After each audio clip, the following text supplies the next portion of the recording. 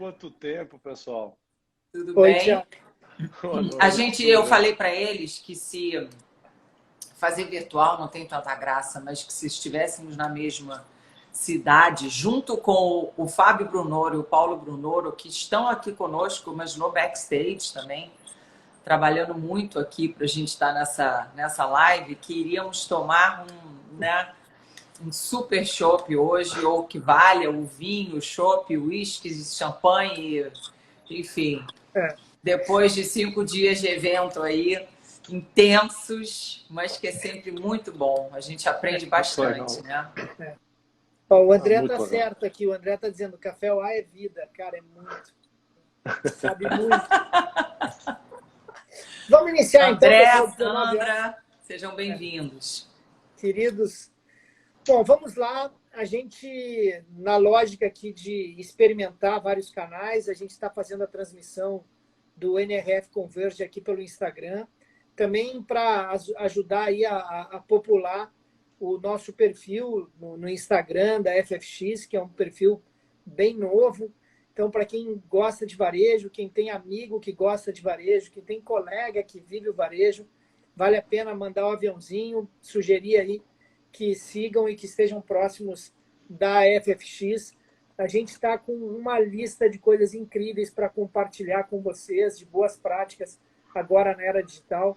Então, vale a pena divulgar entre as pessoas que vivem o varejo, assim como vocês que estão aqui nos assistindo. Então, obrigado pela presença. Sexta-feira à noite, foram aí 5 dias de muito conteúdo e de a gente conseguindo aí fazer essa consolidação para fazer a entrega aqui em 1 hora do que aconteceu no dia.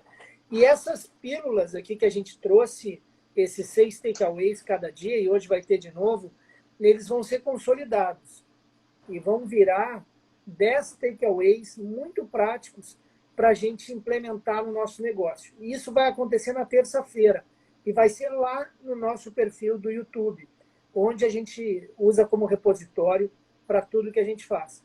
Então, muito bom. Jean, grande Jean, celebridade na nossa live aqui, Thiago. Oi, Jean. Está trabalhando. Grande Jean. Oi, João. Muito bom ter vocês com a gente aqui. Então, vamos dar início aí à nossa primeira palestra. O Thiago vai fazer um comentário sobre o que ele assistiu nesse primeira palestra do dia. Hoje foram menos palestras, né? Hoje, no final, a gente cobriu 8 palestras de um total de 12. A gente fez uma cobertura grande do dia de hoje, mas que efetivamente foi o dia que trouxe o menor volume de palestras. Mas não significa que tenha sido um conteúdo menos importante ou menor. O encerramento do dia de hoje foi com o presidente do Alibaba Global e foi uma palestra incrível, decupando muito da transformação digital. Então vamos lá, Thiago, começa aí e a gente vai tocando aqui a nossa ordem das palestras. Tu e a Mari comentam aí, então, o que foi a palestra do Tractor Supply. Boa, valeu, Guga. Bom estar aqui.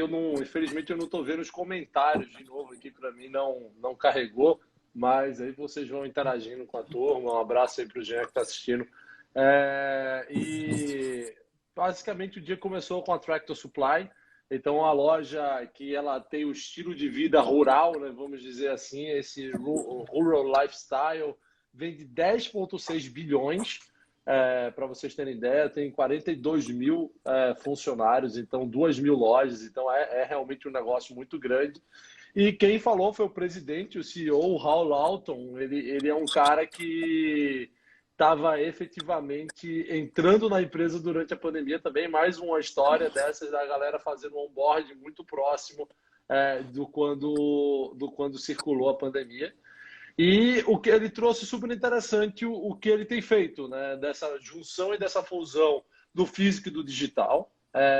Ele trouxe também um histórico super positivo da Tractor Supply. São 26 anos de crescimento positivo que eles têm, o track record.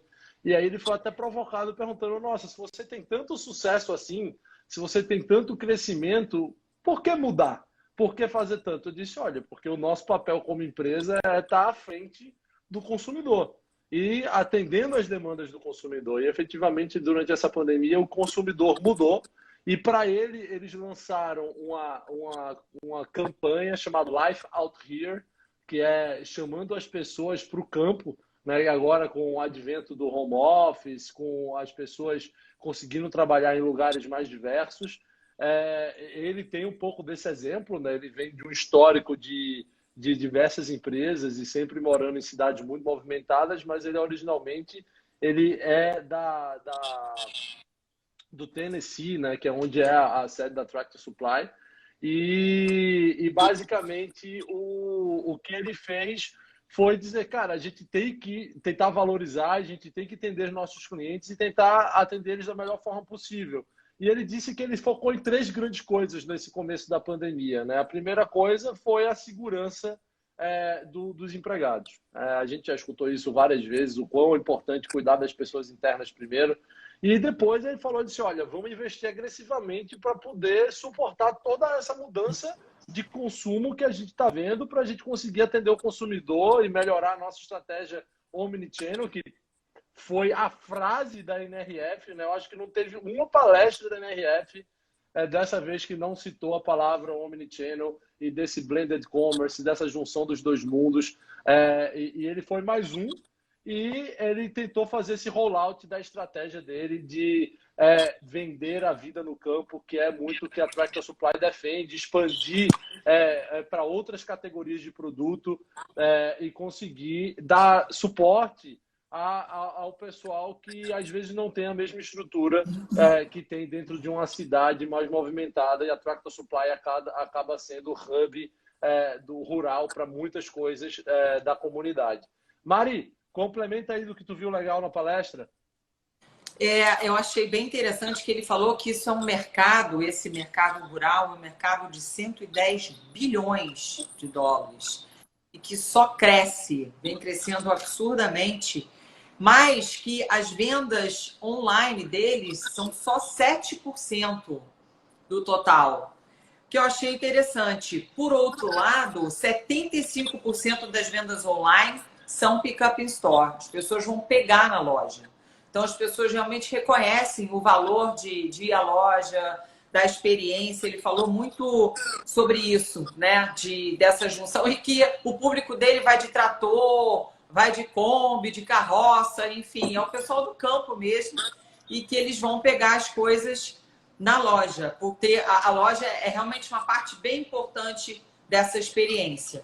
Ele desenvolveu alguns programas de fidelidade. Ele tem o Neighbors Club, que tem... Aí ele foi falando, ele tem 3 escalas de associado. Ele tem um cartão de crédito, uma private label, né? Uma marca própria de cartão de crédito. Tudo isso é de graça para as pessoas se inscreverem e entrarem. E com isso ele vem fidelizando muito o público dele. E ele acha que essa questão das pessoas irem morar mais no campo, né, que inclusive aconteceu muito com o consumidor mais jovem, né, com o millennial, ele acredita como uma mudança estrutural. Ele acha que isso realmente veio para ficar e ele torce para isso porque para ele é muito bom e essas pessoas estão procurando mais qualidade de vida, estão procurando a possibilidade de comprar uma casa própria e que isso poderia acontecer no campo. E um item que eu achei bem interessante que ele falou é que ele ganhou 14 milhões de clientes no último ano, na verdade, e que o maior desafio é mantê-los e que 20% volta 30 dias depois para comprar na loja. E de brand awareness, né, de conhecimento de marca, em um ano, no começo do Covid, ele tinha 34 pontos. Ele tem um score lá, que ele tinha 34 pontos.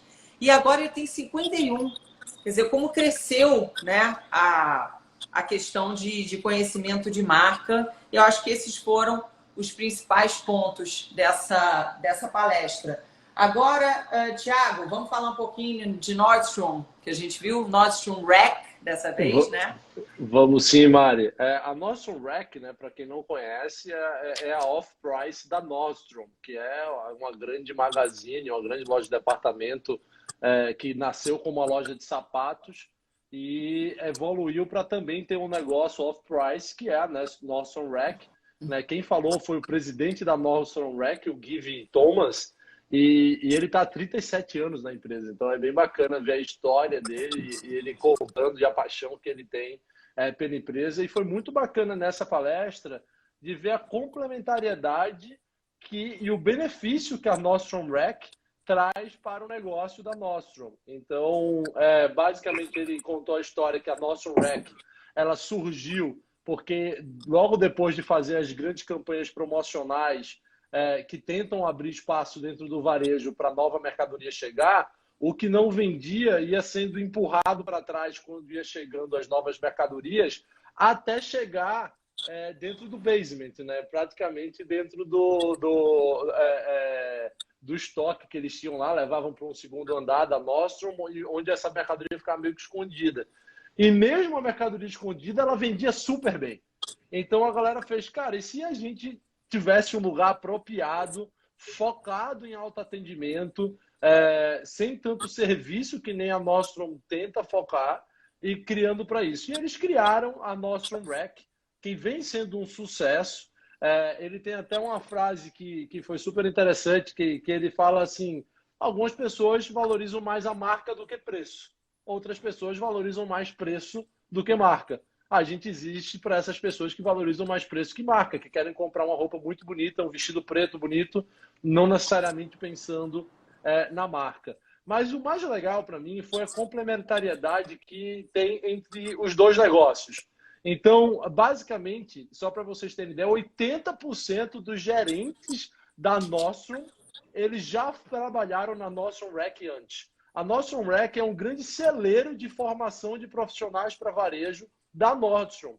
Então, o cara normalmente começa a trabalhar na Nordstrom Rack, vira um assistente de gerente lá, depois vai ser vendedor da Nordstrom, depois volta para ser gerente da Nordstrom Rack, depois volta como um assistente sênior na Nordstrom e aí depois cresce lá dentro da Nordstrom. Então, eles têm essa ida e volta e essa complementariedade muito legal. E ele perguntou, ele ainda falou assim, disse, então o pessoal sai de um business que é autosserviço e onde é focado em conveniência e agilidade para um negócio que tem a maior entrega, e realmente a Nordstrom tem, de atendimento, cuidado e luxo do mercado.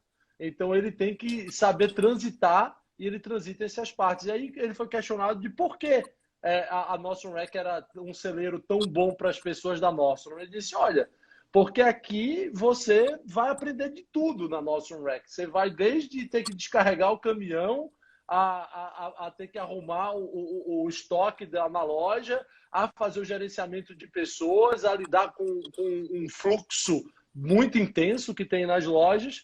Isso treina as pessoas para ser a grande base do que elas vão aprender no varejo. Ele falou também do quanto o digital ajudou eles a se desenvolverem. A gente, no varejo de moda, tem um problema especial no controle de inventário. E a nossa Rack não é diferente, né? Coisas muito pulverizadas, e eles, para utilizarem o estoque da loja, tiveram que evoluir muito nos seus processos internos e nessa parte de controle de inventário. E também eles tentaram estruturar a loja para estar integrada nessa jornada omnichannel. E a última coisa que eu achei interessante que ele trouxe é realmente que a existência de uma loja ajuda a outra. Porque a grande celeiro de novos clientes da Nordstrom, por incrível que pareça, é a Nordstrom Rack. Gente que vai comprar na Nordstrom depois de ter tido a experiência na Nordstrom Rack, porque a Nordstrom é meio intimidadora. Aquela loja muito grande, aquela loja onde você talvez não se sinta tão confortável de entrar. Então, o primeiro contato da maior parte dos clientes com a marca é através da Nordstrom Rack. E quando eles têm uma loja perto da outra, as duas tendem a vender mais. Então, isso foi algo super interessante de ver. Mari, tem alguma coisa para complementar da palestra da Nordstrom Rack? Você foi brilhante, falou tudo muito bem. Eu só diria uma última coisinha, que eu acho que o americano também é muito bom em vislumbrar as oportunidades, né? Eles já estão olhando a um passo à frente, o que pode ser um bom caminho para a marca se desenvolver. E agora eles estão olhando para as comunidades menores. Como é que a Nordstrom Rack pode ir para as cidades menores, comunidades menores, num modelo meio tailor-made, entendeu? Então, eu achei isso uma coisa interessante também. Muito legal. Guga, É isso aí. Guga, agora é contigo. vamos Deixa lá, Guga, comigo falar aqui. de CVS? Vou comentar um pouco de 2 itens que foram bem aplicados aí numa palestra da CVS e numa palestra da Walgreens, que é o risco da superficialidade, né? A gente vive uma geração muito imediatista. E essa geração inteira, né? A gente conversou um pouquinho ontem aqui sobre esse perfil da geração Z, que chegou a 32% da população no planeta Terra, né? 7,7 bilhões de pessoas, e somados com os millennials, eles simplesmente estão determinando aí de 70% a 75% do consumo global. E é uma geração muito ansiosa, é uma geração que está tendo doenças novas, que está tendo a maneira de se referir a eles não medem a sua espera em horas, eles medem em minutos, eles medem o tempo deles, do relógio deles é em outra velocidade. A gente tem aí crianças de 9 anos de idade com bruxismo, né? A lógica de que o varejo inteiro precisa perceber que tem um cliente, além de muito imediatista, também muito ansioso, com novas dificuldades, e quem lida com saúde tem aí, mais uma vez, uma grande oportunidade de se adaptar rapidamente a essa necessidade que vai ser galopante. Então, 2 farmácias olhando para esse movimento de transformação da saudabilidade dos jovens, algo que me impressionou bastante, o quanto que eles mesmos se dizem inaptos para atender essa nova maneira de consumir wellness, né? de consumir bem-estar, que está vindo aí aceleradamente. Então, acho que foi um papo bem importante. Outro papo muito bacana relacionado a essas 2 palestras é a lógica que a gente viveu.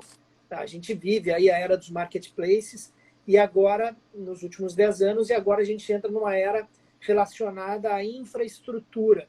Tivemos no Brasil movimentos importantes nesse sentido, empresas de varejo que têm uma capacidade, uma capilaridade e warehouses grandes se disponibilizando a resolver problemas que não só aqueles relacionados às suas vendas. Então, a lógica de a gente compreender que antes a gente tinha um varejo que ele comprava, ele estocava e ele vendia. Esse era o varejo dos nossos pais. Agora é um varejo que percebe, e tem que perceber rápido, né? Tem que agir rápido, ele oferece e ele entrega. Ele vê que não tem a lógica de comprar e vender aqui, né? Ele simplesmente ele existe o varejo hoje para perceber rapidamente a necessidade. Ofertar. Todo varejo vira um marketplace. A lógica de no teu varejo tu ter serviços integrados e produtos integrados que não necessariamente seja tu que venda é algo super importante que a gente viu repetidamente na NRF Converge, o quanto o varejo se tornou ágil e determinado para perceber, ou seja, a gente sabe que é mais importante eu perceber rápido e agir rápido mesmo que algo caia no caminho, né? A lógica que a gente já vem falando há bastante tempo, que o feito é melhor do que o perfeito. A gente está com uma audiência aqui muito sofisticada hoje aí. Juliano, Thiago, teus chefes vieram tudo dar uma olhadinha aí no que está fazendo. Grande Juliano está com a gente também aqui. Um abraço, querido. E o Adir, outro que podia estar aqui com a gente também, né? Sabe muito. Então, esses pontos foram bem importantes para a gente perceber e se organizar nesse momento. Também vou comentar mais 2 palestras bem rapidinho aqui, para a gente ir adiantando no tempo. A lógica, a palestra da Natura e a palestra da Havaianas, que foi uma palestra bem interessante. Não vou comentar aqui sobre a Natura e a Havaianas, todos que estão assistindo conhecem muito, eles apresentaram a lógica da marca, mas o que eles apresentaram, e eles foram com o viés de falar sobre direct to consumer. A indústria, de forma definitiva está se aproximando do varejo e os marketplaces são algo absolutamente necessários e que tornam muito possível essa aproximação. A gente vive aí a lógica que o marketplace especialista tem mais valor, mas a indústria está muito determinada a se aproximar. Ela não quer substituir o varejo segue com o seu papel, mas o varejo que tem o domínio dos dados da sua audiência, dos seus clientes, tem muito valor para a indústria. A indústria ela precisa desesperadoramente conhecer mais um pouco o consumidor final para ser mais assertiva, mais on demand naquilo que ela produz para ter ganho de produtividade e ganho de precificação para a sua entrega. Então, a lógica de que quem é varejista se enxergar muito mais como uma alternativa para a indústria se aproximar do cliente e não como tentar afastar a indústria, como imaginando que essa indústria possa ter dificuldade de encontrar o cliente final. É o momento do varejo identificar isso que a indústria está precisando e encontrar ferramentas para fazer junto esse trabalho com a indústria. Vamos adiante. Mari, tu comenta aí sobre Hacking Diversity, é isso? É isso aí, gente. Mais uma palestra sobre diversidade. Então, esse tema está muito forte e eu acho que cada vez vai crescer mais. Na última NRF presencial que a gente teve, eles disseram assim, olha, enquanto esse tema não tiver suficientemente estabelecido na sociedade, a gente não vai parar de falar dele aqui. Então, eu acho que a gente tem muita água para rolar com diversidade, com inclusão, e é uma pauta fundamental para as empresas hoje. E essa palestra de hoje falava sobre como reter os talentos dentro de um contexto de diversidade e inclusão. Foi com uma representante da Lyft, né, da empresa de mobilidade, da Dick's Sporting Goods, que é uma loja de esportes bem grande, bem conhecida nos Estados Unidos, e da Ralph Lauren, e foi a entrevistadora da Female Quotient, que é esse movimento que leva as falas de diversidade e inclusão para fóruns, já tiveram até no Fórum de Davos e também para o NRF. E foi bem interessante, eu gostaria de contar aqui algumas coisas que eu levei da palestra. Primeiro, essa fraqueza, né, de uma maneira geral, das empresas de atraírem, de promoverem e de segurarem grupos diversos, né? E eles falaram assim num formato, o que seria um formato de recrutamento equalitário, vamos dizer assim, dentro desse termo. Primeiro, é ter certeza que você tem um grupo de candidatos dentro de um conceito de diversidade. Você não pode querer implementar a diversidade se isso não está refletido nos candidatos com quem você vai conversar ou que você vai entrevistar. E que o mundo virtual favoreceu muito isso, porque não tem mais barreiras, né? Então, isso ficou mais fácil de você aumentar a sua possibilidade de contratação de grupos diversos. E que também os entrevistados têm que refletir a diversidade também do grupo que você quer atrair, porque não adianta um grupo de diversidade conversando com entrevistadores que não representam essa diversidade. Se eles não se verem, eles não vão querer vir para a empresa, não querer vir trabalhar naquele ambiente. E também, aí falando um pouco num conceito assim de estágio, né, de primeiro emprego, de iniciação, como é que você prepara essas pessoas de um grupo de diversidade, de um grupo diverso, para vir fazer uma primeira entrevista técnica, vamos dizer assim? Então, a Lyft, por exemplo, tem um programa de mentoria. Ela faz uma pré-entrevista, como se fosse o protótipo da entrevista, preparando essas pessoas para uma entrevista para valer. Senão, não tem possibilidade deles conseguirem entrar e deles conseguirem passar num processo contra eles, num processo de entrevista. E aí não vão entrar para a empresa. Então, assim, não é só entrevistar, é um programa de mentoria, é um programa de preparação também. E já o Ralph Lauren está fazendo um esquema que eles chamam de blind hiring, que ela não gosta muito desse tema, né? Que é uma contratação às escuras, vamos dizer assim, ou anônima, onde através de um sistema de tecnologia mesmo, eles podem usar filtros que não mostram nome, endereço, o ano que se graduou, aonde se graduou. Então, eles quebram tudo que pode ser conceitos que atrapalhem o bias, né? Que atrapalhem a possibilidade de você fazer escolhas que não sejam, que sejam enviesadas, vamos dizer assim. Então, é muito importante você olhar para cada passo desse processo com o consumidor. Falando um pouquinho de inclusão, eles falaram que, assim, você sai de um processo de um ambiente onde você está inserido dentro da sua comunidade. Quando você é contratado pela empresa, você fica muito isolado.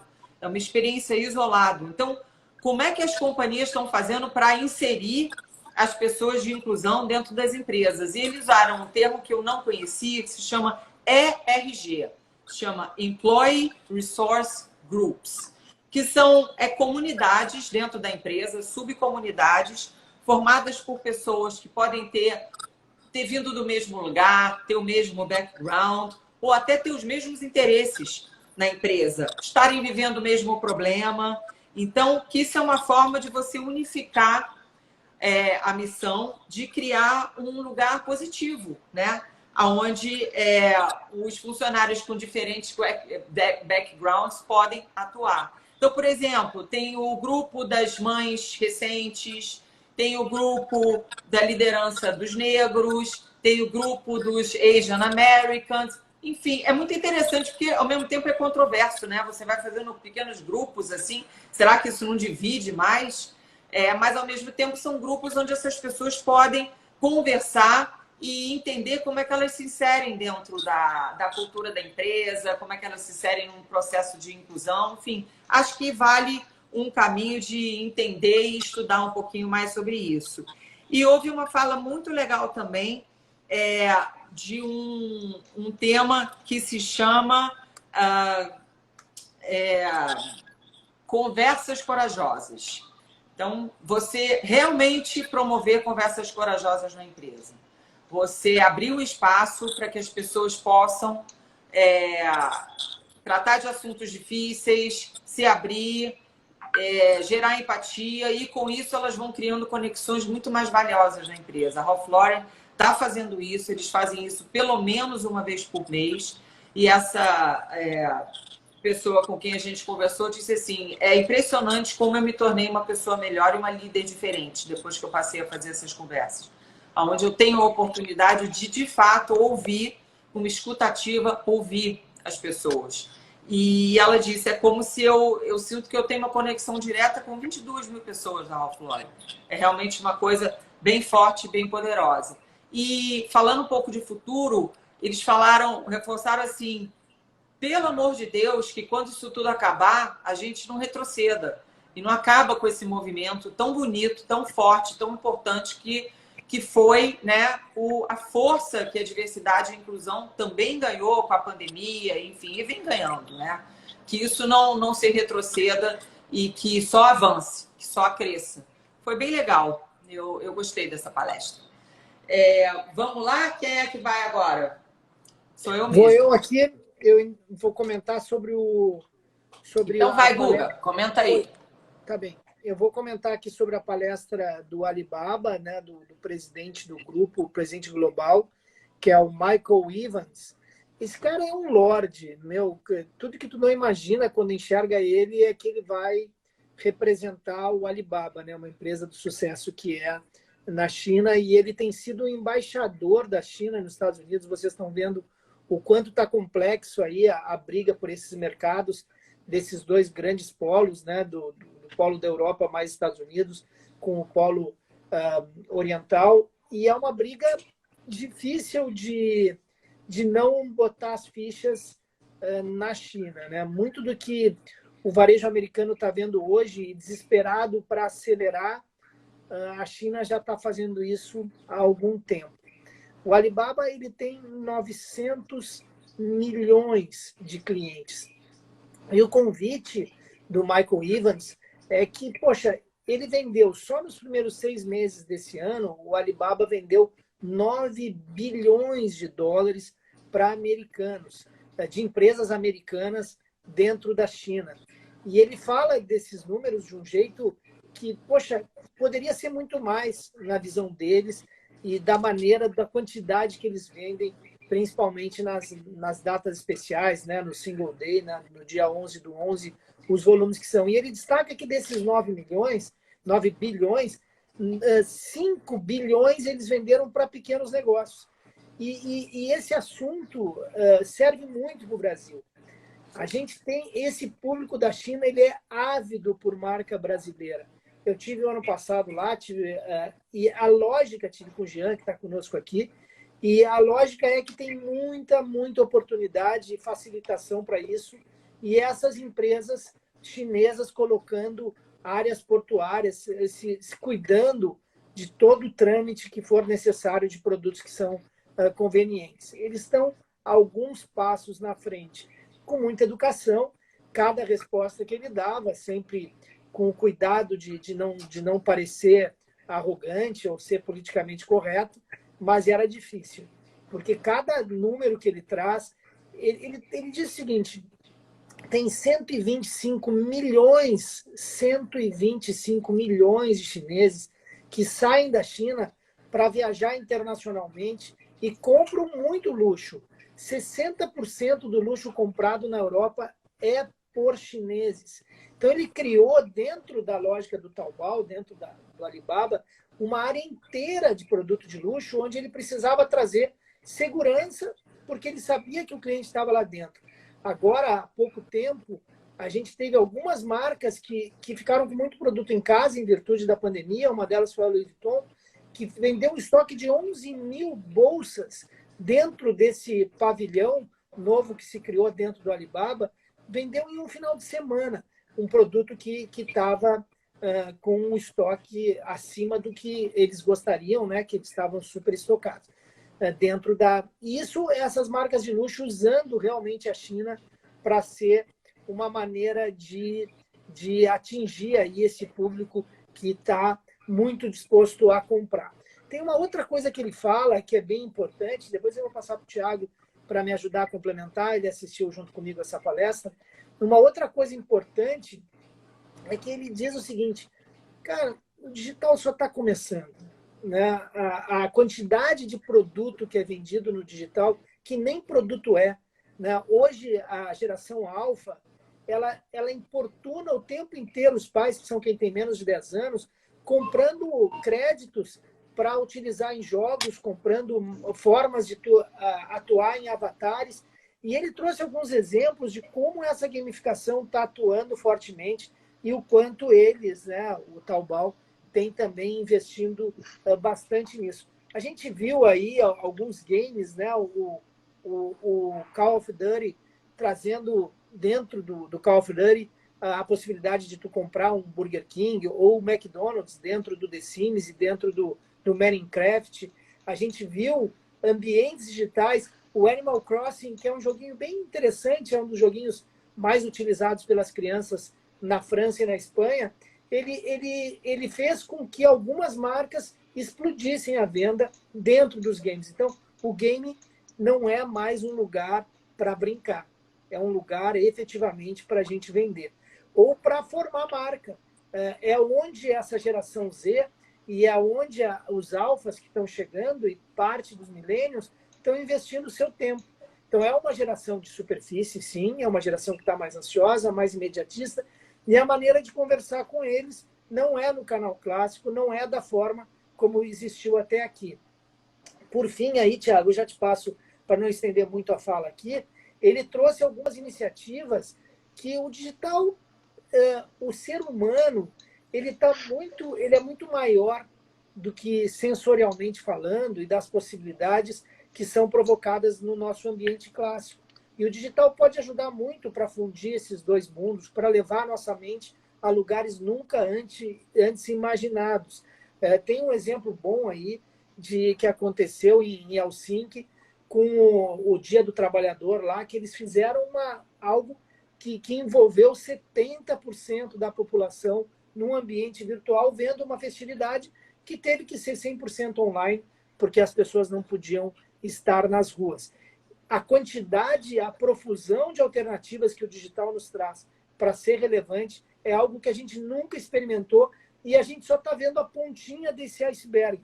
É muito que a gente tem para fazer e a gente tem muito para aprender com empresas como Alibaba, Tencent, Baidu, o TikTok, o Pinduoduo, que são empresas chinesas que raramente vêm para esses eventos da América. O trabalho do Michael Evans, ele tem estado presente nos eventos da NRF e ele conseguiu quebrar esse gelo e aos poucos está levando as marcas de luxo. Começou com a Burberry, mas ele conseguiu levar muita marca americana nesse trabalho de formiguinha, de abrir portas e demonstrar o quanto a carteira dele com o Alibaba é recheada para atingir isso e pode fazer com que esses mini apps dentro do Alibaba vendam bastante. Thiago, me ajuda aí para falar um pouquinho mais dessa palestra? Claro, ajudo sim, Guga, até porque essa, na nossa opinião aqui conjunta, né, a gente sempre se junta e discute, foi a melhor palestra do dia, então tem muito conteúdo para ser falado.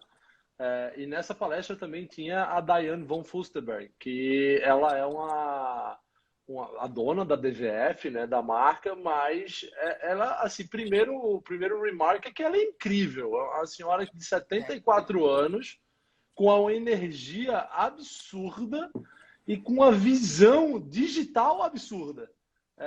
Então, isso foi super interessante de ver, né? Como essa parte de digital, a gente já fala há algum tempo aqui, é muito mais algo com um mindset do que idade. E é bom ver uma senhora de 74 anos totalmente nativa digital, com um pensamento totalmente digitalizado. Então, foi super bacana ver isso. E a primeira coisa que ela começou falando, a primeira frase que ela disse foi: essa pandemia foi muito difícil para muitas coisas, e especialmente para o varejo. Mas nunca antes, em toda a minha história do varejo, a gente pôde se dar o luxo de parar e repensar completamente o nosso modelo de negócio, parar e repensar como a gente pode criar o futuro. Então, ela já começou causando um super impacto, mostrando isso. E o quão a importância de incutir mudança como um core value da empresa, como um dos principais valores que a empresa pode ter, mudança. Ela precisa saber que ela precisa mudar o tempo todo. Porque se ela não estiver confortável com isso, ela vai ter problema. E aí começa a jornada dela, que ela é uma das 200 marcas que o Guga mencionou, que se digitalizou e através do Alibaba vende seu produto na China. Ela não só vende, como ela é uma das 10 maiores marcas de moda feminina vendida lá dentro da China. O vestido dela, o segundo vestido dela que mais vende é um vestido exclusivo do mercado chinês. E para a cultura chinesa, ela brinca de ser: eu sou muito boa de entender a mulher, entender o que a mulher quer, entender como empoderar a mulher. Esse é o meu dom e é isso que eu trabalho. E ela fala muito de respeito. Ela fala: olha, se você quer dar sucesso e ter sucesso na China e na Ásia em geral, é um ambiente de muito respeito. Você precisa conversar, entender o seu consumidor e respeitar muito ele, para criar produtos que se pareçam e que se adequem à cultura do chinês. E ela falou que o chinês é apaixonado, aí volta a falar da modernidade que ela tem, ela faz live commerce, cara. Ela disse: o chinês é apaixonado por live commerce, eu faço live commerce na minha marca, quando eu faço para a China, é quando a gente mais vende. Então, assim, é muito legal a gente ver essa modernidade dela. E falando do Alibaba, o Google trouxe muita coisa já do Alibaba, mais uma vez. Imagina o que é uma plataforma com 900 milhões de usuários que o Google passou para a gente aqui, a força que esse negócio tem. E aí eu gostei muito do que ele trouxe, porque ele se desafiou para extremos. Ele falou assim: quando a gente entrou no mercado de luxo, para a gente ser a melhor plataforma e criar o pavilhão de luxo, que hoje tem 200 marcas, a gente nunca pensou que o luxo seria o nosso principal negócio. Mas a gente sempre pensou que se a gente fosse bom o suficiente para atender o mercado de luxo, para conseguir vender luxo dentro da nossa plataforma, para ofertar segurança para o cliente que ele pode gastar dinheiro e comprar luxo na nossa plataforma, a gente seria bom para todos os outros mercados. Então, o que a gente teve que desenvolver para atender o mercado de luxo fez com que a gente pudesse atender vários outros mercados. A segunda coisa que eles se desafiaram a fazer foi groceries, mercado. E aí ele falou: mercado é o ponto menos digitalizado de qualquer varejo. E a gente, quando fez o Ripple, né, o supermercado deles, e essa reinvenção do New Retail, que eles chamam, que é esse varejo omni, digitalizado, em toda a sua cadeia de valor, ele fez pensando a mesma coisa. Se a gente conseguir fazer dar certo para grocery, para comida, a gente vai conseguir fazer dar certo para qualquer coisa. Então, ele se desenvolveu para conseguir entregar e digitalizar, entregar comida em até 30 minutos na casa dos chineses. Uma frase, essa palestra foi moderada pelo Terry Lundgren, que ele foi muito tempo tanto o presidente da NRF quanto CEO da Macy's, né? A gente também chama ele aqui no nosso grupo o Ken humano, né? Que ele é igualzinho o Ken. Mas o Terry, ele trouxe uma frase super interessante, né? Que ele falou assim, olha, enquanto o varejo americano está tentando descobrir como entregar no mesmo dia com custo aceitável de operação, o varejo chinês está pensando como tirar a geladeira do chinês da casa do chinês, tornando um item que ele não precisa mais usar, porque tudo que ele quer vai chegar fresco na casa dele no momento que ele quer. Então, assim, realmente o Alibaba está em outro patamar quando a gente fala do mercado digital. E um pouco do porquê ele está em outro patamar, hoje foi se falado. O Michael Evans, que o Guga já falou sobre ele, o presidente lá do Alibaba, ele trouxe, olha, a gente tem que entender o contexto do mercado chinês. O mercado chinês, ele era um mercado que adotou o celular antes de adotar o desktop, porque as pessoas eram muito pobres e quando começaram a ganhar algum dinheiro, elas pularam e foram direto para o celular. Então, elas já se digitalizaram automaticamente no celular. E a outra coisa é que a China não tem infraestrutura de lojas físicas. Ele falou assim, não se deixe enganar pelas grandes cidades da China, que tem uma baita estrutura maravilhosa de varejo físico. Mas tem milhares e milhares e milhares de cidades na China que não tem estrutura de varejo físico quase alguma. E as pessoas lá dependem muito do varejo online. Então, o varejo chinês ele teve esse leapfrog, que a gente chama, de ascensão de consumo direto no varejo online, porque a estrutura física ela nem existe ainda.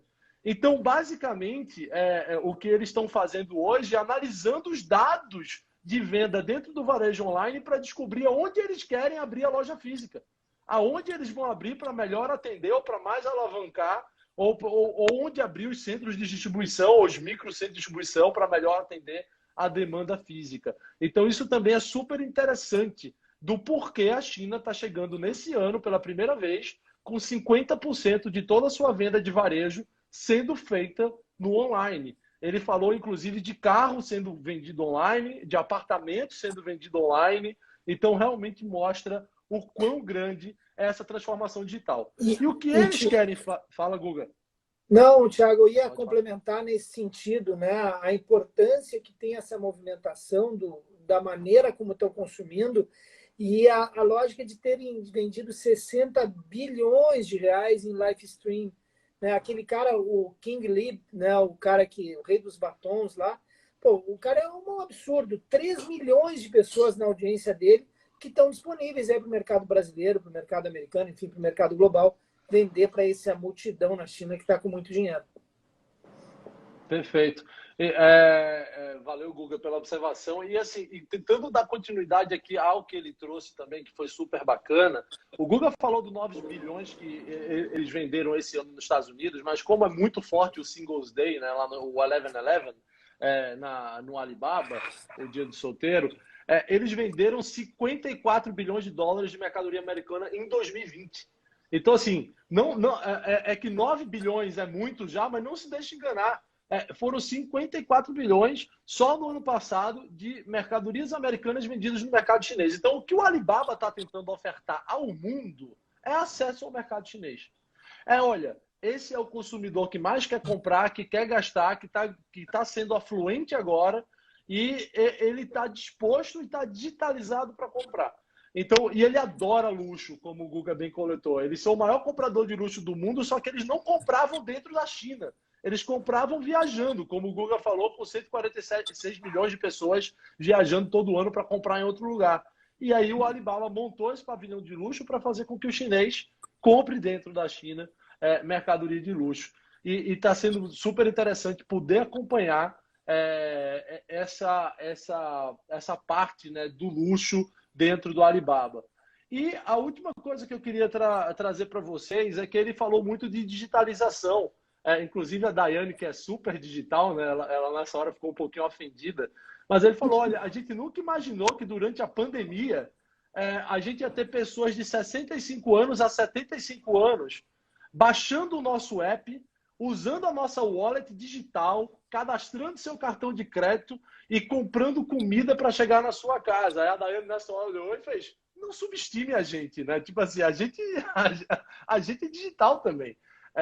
E ele falou que ele teve um nível de digitalização das pessoas mais velhas na China durante a pandemia que eles nunca poderiam imaginar, porque perguntaram para ele qual era o balanço entre o varejo físico e o varejo digital. E ele respondeu e disse, olha, de verdade, a gente tem que ser flexível, que eu acho que foi outra grande palavra usada hoje dentro da NRF. A necessidade das empresas estarem prontas e rápidas e serem ágeis para a mudança do consumidor. Ele fez, a gente nunca imaginaria que dentro do Alibaba, nem com todos os estudos, que a gente ia ser super atrativo para os mais velhos. A gente imaginava que na geração mais nova, a gente ia pegar quase todo mundo.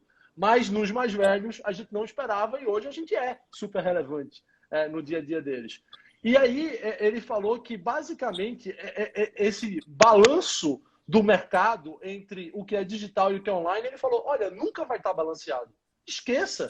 A gente sempre vai ter que ser flexível para entender o consumidor, como ele gostaria de comprar e qual é esse balanço ideal entre varejo físico e varejo digital, mas reforçando que para o Alibaba a estratégia física também é super importante. O Alibaba é dono de lojas de departamentos. Só que o que ele fala é que o Alibaba fez diferente é que ele foca na digitalização da cadeia de valor do varejo. Ele não foca só na digitalização da venda.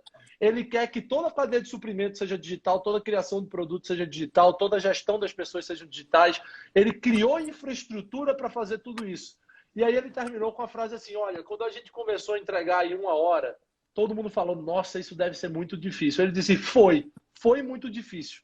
Mas agora que a gente já desenvolveu as tecnologias para funcionar, isso funciona de uma maneira tão simples e fácil que isso já virou normal.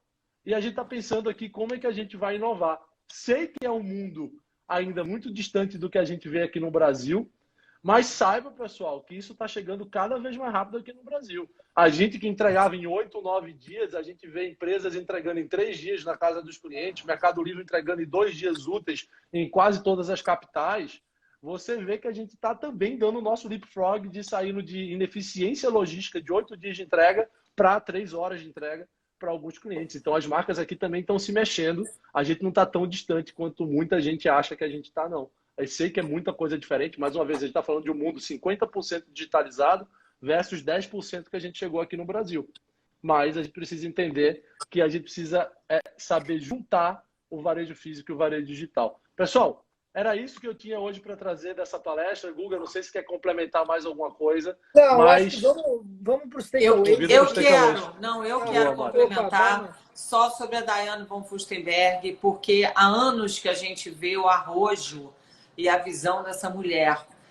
Inclusive, lá em Nova York, quando o Meatpacking não era nada, não tinha nada no Meatpacking. Ela tinha uma loja lá. Verdade. E a casa dela, que é uma casa assim de vidro, não é uma casa, né?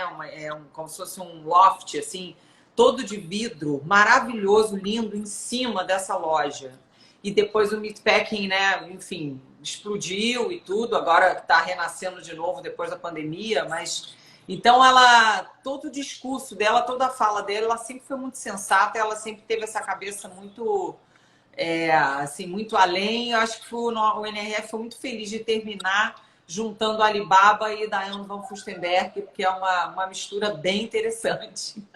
É muito legal. E para quem gosta da história dela, que é uma história linda, né? Vale a pena. Ela acabou de lançar um livro e é O Segredo do Sucesso. Procurem aí, é um livro que deve ter disponível já no Brasil e sem dúvida deve ser um livro que vale a pena ser lido. Ela com 18 anos casou com um príncipe alemão e depois se separou e disse, não, esse negócio aí de ser princesa não é muito bom, mas eu vou seguir minha vida aqui e tal. Então, vale a pena, é uma história linda mesmo, uma superação incrível aí de uma judia que tomou conta do mercado de moda. Foi a primeira a fazer essas bijuterias de pedra grande, né, os anéis grandes, e que ela realmente fez a disrupção dentro do mercado dela e dentro de uma condição bastante limitada. Então, vale a pena dar uma olhada. Bom, vamos Olha aí, eu queria só dizer que a gente tem uma audiência até internacional, né? Que a Cecília Figueiredo está nos assistindo lá de Miami. Ceci, tá aqui. Não é? Que legal. Tá fazendo um comentário aí que eu levei ela lá para ver a casa da Daiane, porque realmente era uma coisa que me encantava, me impressionava muito. Cecília, um beijo.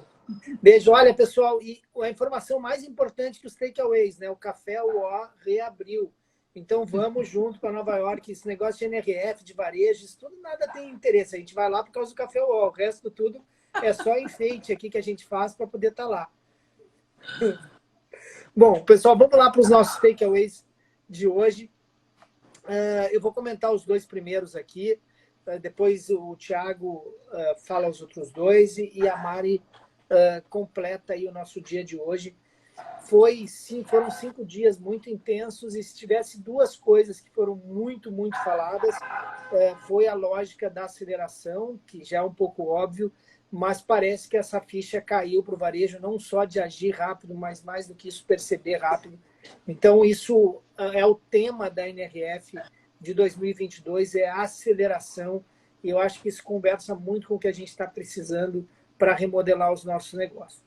O primeiro takeaway que eu vou comentar hoje, eu falei um pouco antes, a lógica da era da infraestrutura.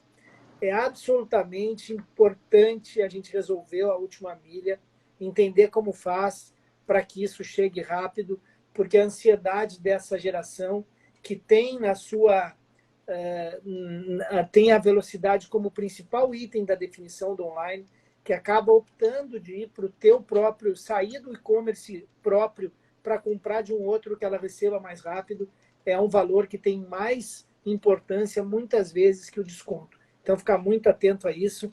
E claro que isso não é só para a geração Z. O Wilson trouxe aqui uma boa lembrança. Essa geração prateada é uma economia muito volumosa. Mas claro que a gente tem que direcionar a nossa atenção para entender também para onde que os novos prateados vão estar olhando, né? Que é essa turma dos millennials e dos X que vão envelhecendo. O segundo takeaway que eu quero comentar hoje, eu falei aqui também, a lógica do risco da superficialidade, né? É o dilema do excesso. É muita informação, é muita mercadoria, é muito marketplace. E a gente, na mesma medida que a gente tem uma exponencialidade de oferta, a gente tem que criar uma exponencialidade de filtros e de tagueamento para o que a gente está vendendo. É a forma de tu ser relevante no online, é tu ter a tranquilidade que a pessoa vai, com algumas características, chegar naquele produto e nos produtos correlacionados a ele. É uma geração muito ansiosa, é uma geração de superfície e que a gente tem que ter um olhar para isso, não só como oportunidade de negócio, mas como razão de viver. Como que eu faço para ajudar essa geração ansiosa, essa geração que tem tanto a ensinar, a geração que eliminou completamente o racismo, né? O capacitismo, qualquer coisa relacionada com segregação, essa geração Z tirou do seu olhar, não aceita que as marcas façam, mas como todos nós temos coisas boas e coisas nem tanto, o nem tanto é que eles são realmente muito ansiosos e que a gente também está se tornando cada dia mais ansioso, e isso a gente corre o risco de ficar na superfície. É o segundo takeaway que eu quero comentar hoje, esse risco da superfície, de a gente não ter a profundidade que alguns assuntos demandam e de a gente ter aí algo que seja absolutamente importante, a gente cuidar da gente e da nossa saúde mental. Então, são dois takeaways aí relacionados ao que a gente está vivendo. Thiago, vem com os teus dois aí, por favor. Boa. O primeiro que eu queria falar aqui, o nosso terceiro takeaway, né, o Games for Business, o Guga trouxe aqui o quanto foi mostrado hoje também na palestra do Alibaba, em outros eventos aqui dentro do NRF também, o quanto coisas não físicas estão sendo vendidas, né? Então, basicamente, as marcas têm grandes oportunidades de fazerem parcerias, de dobramentos, entenderem essa nova geração que está chegando aí e usando isso como uma grande ferramenta de marketing. A gente também faz a cobertura do Web Summit e no Web Summit é muito comum a gente já ver a evolução disso, como o Guga falou lá, de Burger King dentro de Minecraft, de Louis Vuitton dentro de jogos, de GTA. Então, cada vez mais as marcas estão se aproximando desse mundo e estão se aproximando também de como desdobrar sua marca para poder estar muito presente nesse mundo que é uma das grandes potências de faturamento mundial. O quarto ponto, eu acho que é um ponto que talvez possa impressionar muita gente, porque o digital ele já está mudando tanta coisa, mas é um ponto que hoje deixou bem claro, né, que o digital está só começando. Essa jornada nossa digital, essa nossa digitalização, se a gente pensar que 20 anos atrás a gente praticamente não tinha nada, né? Não existia WhatsApp, não existia trabalhar na nuvem, não tinha praticamente nada para a gente. Hoje, 20 anos depois, já somos completamente diferentes, cheios de oportunidades, de vários dobramentos, e a gente vai vir numa era realmente exponencial e de mudanças muito fortes, e que a gente precisa estruturar as nossas empresas para navegar essa era, para navegar essa era de grandes mudanças. Por isso que uma das coisas que a gente trouxe aqui hoje é colocar mudança como um dos principais valores da sua empresa. Eu acho que e treinar a sua empresa, o organismo da sua empresa, para ele ser eficiente, ele está disposto a testar e errar, porque sem erro não existe inovação. E eu acho que essa provocação que o digital está só começando, ela é super profunda. E com ela eu queria terminar aqui o nosso quinto dia de takeaway, passar para a Mari, do meu takeaway, né? E passar para a Mari falar o quinto e o sexto takeaway nosso do dia. Vamos lá, Mari? Vamos lá, o que a gente pensou também é a chamada Care Economy, ou economia do cuidado. Esse é um novo termo que está sendo falado, algumas vezes ele foi mencionado no NRF.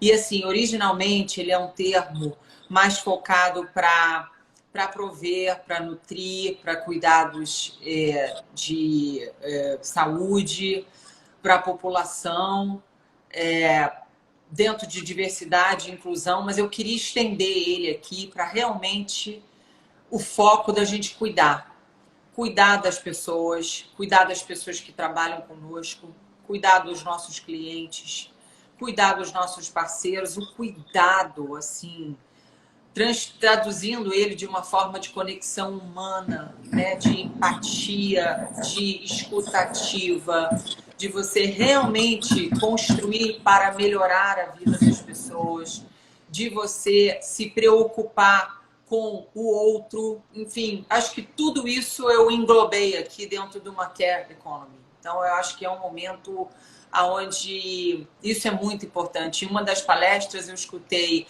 a gente está ouvindo falar em inovação tecnológica, em coisas assim, mas assim, tem uma inovação aí que a gente nunca fez, que foi se aproximar. Realmente se aproximar dos nossos colegas de trabalho, conhecer as pessoas melhor, os líderes conhecerem seus colaboradores, essa aproximação, essa união, esse trabalho colaborativo e essa verdadeira conexão e que traz tantos resultados para a empresa, fruto de engajamento, fruto de você se sentir pertencente, não simplesmente ter um trabalho, mas aonde você tem uma conexão com aquela empresa e com aquele local que te abraça e que se engaja com você, colaborador. Então, eu acho que isso é uma coisa que foi bem importante e chamou nossa atenção, a Care Economy.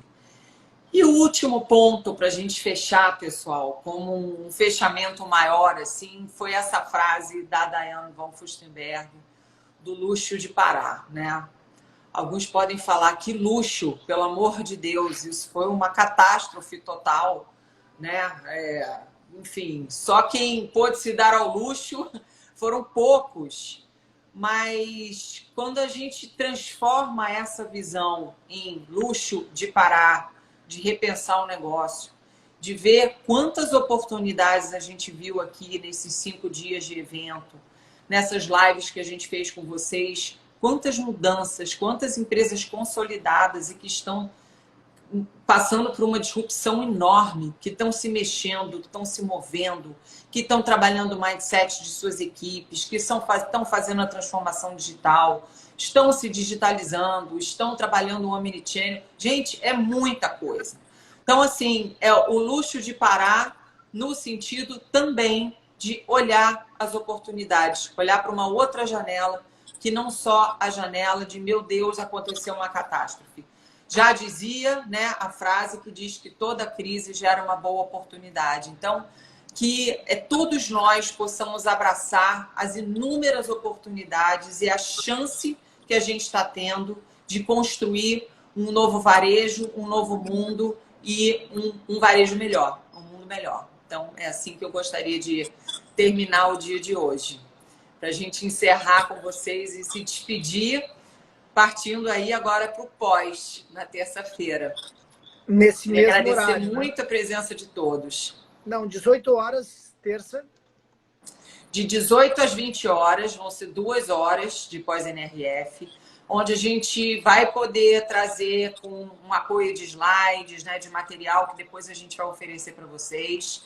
E vai ser lá no nosso canal do YouTube, não vai ser pelo Instagram, vai ser no canal do YouTube do ffx.group, terça-feira, dia 29 de junho, de 18 às 20 horas. Acho que vale mesmo para quem assistiu todos os dias de live, a quem eu aproveito para agradecer muito a preferência, a audiência, por vocês nos apoiarem, por vocês nos prestigiarem. Esse movimento nosso é super genuíno, a gente realmente faz pela paixão de gerar conhecimento, de receber conhecimento e de compartilhar e em prol de um varejo melhor, né? Para o nosso ecossistema, para o varejo, para as lojas, para os shoppings, enfim, para tudo. Então, eu acho que vale muito, independente se participou ou não das lives, vai lá, porque vai ser top, top, top. A gente vai preparar algo bem legal para vocês. Tá bom? Incentivar, para né, agradecer aqui ao pessoal da Ancar, que também está presente, e a todos os colegas, todas as pessoas. Difícil nomear todo mundo, mas muito, muito obrigada. Incentivar, né, Mari? Que para quem está assistindo aqui a gente sigam aqui o grupo, a gente vai divulgar, que vocês divulguem dentro da empresa, tanto os resumos diários quanto o nosso pós-NRF, ele é gratuito. O nosso intuito realmente é divulgar para o máximo de pessoas possível um conteúdo super bacana para a gente realmente fazer a transformação no varejo brasileiro. Então, incentivem que as empresas de vocês assistam, divulguem esse pós-NRF lá no nosso canal do YouTube na terça-feira. E tá salvo aí para quem gostou do nosso trabalho, para quem quiser assistir com mais calma, todos os dias aí de cobertura. Dentro do nosso canal do YouTube está mais organizado. A gente também estava aprendendo aqui no Instagram um dos dias, o Google iniciou a live, então tem um dia lá no Instagram dele, mas a gente também fez aqui no Instagram para testar outras plataformas, mas o nosso pós-NRF vamos fazer organizadinho, como vocês se acostumaram lá em janeiro, que a gente entregou para vocês. Então, até lá, até terça, vamos juntar aqui as ideias, fazer o material visual no final de semana, para poder apresentar algo super bacana para vocês na terça-feira. Beijo, beijo a todos. Beijo, Zili. Beijo, Sandra. É muito bom. Rezende, meu querido, grande garoto. Muito legal ver vocês todos aqui. Nos encontramos terça-feira às 18 horas. Abraço, queridos. Bom fim de semana. Falou, pessoal. Tô triste que eu não tô vendo os comentários, então não falei para ninguém, o nome de ninguém, mas saudade de todo mundo aí. Um abraço, pessoal. Até mais. Beijo, beijo. Tchau.